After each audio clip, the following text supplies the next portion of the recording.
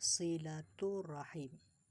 Dari Abu Hurairah radhiyallahu anhu, ia berkata, aku mendengar Rasulullah sallallahu alaihi wasallam bersabda, man sarrahu ayyubsata lahu fi rizqihi wa yunsa'a lahu fi asarihi falyasil rahimahu.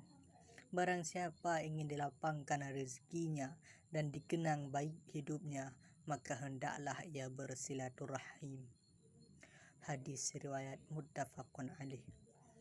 Allah berfirman, dan bertakwalah kepada Allah dengan mempergunakan namanya kamu saling meminta satu sama lain, dan peliharalah hubungan silaturahim. An-Nisa 1. Dalam ayat lain disebutkan, dan orang-orang yang menghubungkan apa-apa yang Allah perintahkan supaya dihubungkan, dan mereka takut kepada Rabb-Nya dan takut kepada hisab yang buruk. Ar-Ra'd 21. Ar-Rahim berarti kerabat, yaitu orang yang mempunyai hubungan keturunan, baik termasuk ahli waris maupun bukan, mahram ataupun bukan. Ada yang mengatakan bahwa kerabat adalah yang mahram saja. Pendapat yang lebih benar adalah yang pertama, karena pendapat kedua berarti mengeluarkan anak-anak paman dan bibi dari golongan kerabat. Padahal sebenarnya tidak demikian.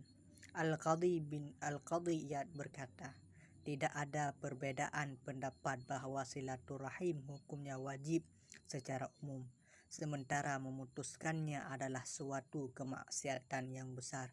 Walaupun demikian, silaturahim ada tingkatannya.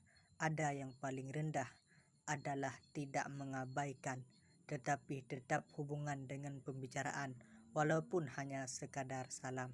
Semua itu berbeda tingkatannya sesuai dengan kemampuan dan kebutuhan. Ada yang wajib dan ada pula yang hanya sebatas disukai.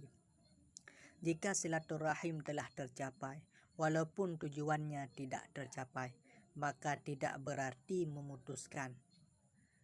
Demikian pula orang yang kurang dalam melakukan hubungan silaturahim, padahal ia mampu dan kondisi menurut demikian, berarti ia tidak disebut penyambung silaturahim. Dalam hadis tadi disebutkan, dengan silaturahim akan diluaskan dan dibanyakkan rezeki yang berkah untuknya, umur dipanjangkan, dan ada hadiah untuk melakukan ketaatan. Ketika Allah selesai menciptakan makhluk, Rahim berkata, inikah tempat yang berlindung, orang yang berlindung kepadamu dari yang memutuskan? Dijawab, ya, apakah engkau rela aku menyambung siapa yang menyambungmu dan memutuskan siapa yang memutuskanmu? Rahim menjawab, tentu wahai Rabbku. Allah berkata, kalau begitu demikianlah untukmu. Rasulullah bersabda, jika kalian mau bacalah ayat, maka apakah kiranya jika kamu berkuasa, kamu akan membuat kerusakan di muka bumi dan memutuskan hubungan silaturahim kekeluargaan. Surah Muhammad 22. Silaturahim termasuk perbuatan yang dapat membuat kita masuk surga. Sebagaimana diriwayatkan dari Abu Ayyub Al-Ansari, bahwa seorang laki-laki berkata, ya Rasulullah, akhbirni bi'amalin yudkhiluni al-jannah. Faqala al-qawmu ma lahu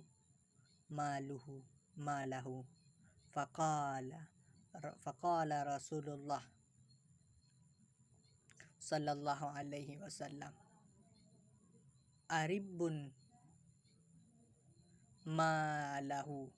Faqala an-nabiy sallallahu alaihi wasallam, ta'budullaha la tusyriku bihi syai'an wa tuqimus salata wa tu'tiz zakata wa tusilur rahimah.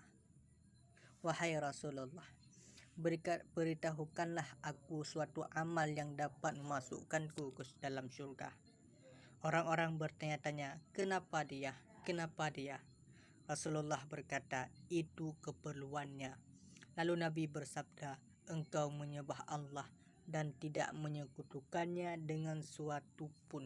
sesuatu pun, mendirikan salat, menunaikan zakat, dan bersilaturahim. Orang yang menyambung hubungan kekeluargaan silaturahim bukan yang sekedar melakukannya, tetapi ia adalah orang yang menyambung hubungan kekeluargaan apabila terputus. Seorang laki-laki datang kepada Rasulullah dan berkata, "Wahai Rasulullah, sesungguhnya aku memiliki kerabat dan senantiasa bersilaturahim kepada mereka. Dan aku senantiasa bersilaturahim kepada mereka, namun mereka memutusku. Aku berbuat baik kepada mereka, namun mereka berbuat buruk kepadaku. Dan aku sering merindukan mereka, tapi mereka tidak mempedulikanku." Beliau berkata, "La in kunta kama qulta faka'annama tusifuhumul malla wa la yazalu ma'aka minallahi dhahirun alaihim ma dumta ala dhalik." Jika benar apa yang engkau ucapkan, maka seolah-olah engkau memberi mereka pasir yang panas, dan engkau tetap akan diberi kekuatan dari Allah terhadap sikap mereka selama engkau melakukan itu. Sebagaimana disebutkan dalam sebuah hadis, tidaklah masuk surga orang yang memutuskan hubungan kekeluargaan.